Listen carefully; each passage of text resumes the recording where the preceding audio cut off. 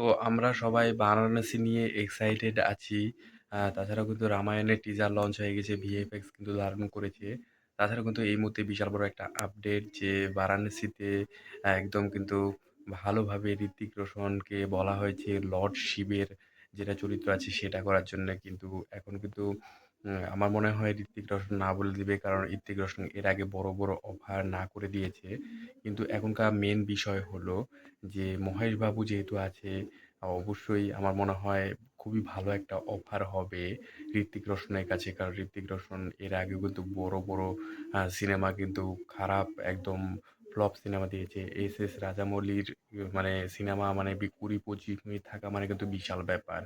তো এর আগে কিন্তু অজয় দেবগন কিন্তু ট্রিপল আর কিন্তু 25 মিনিটের যেটা করেছিল সেটা কিন্তু খুবই সুন্দর হয়েছে, অনেক হিট হয়েছে। তো এখন এই জিনিসটা এখন দেখার বিষয় যে উম, এই লর্ডশিপের অভিনয়টা করতে, চরিত্রটা করতে চায় কি না চায়। ঋত্বিক রোশন কিন্তু অনেক সিনেমা করে না।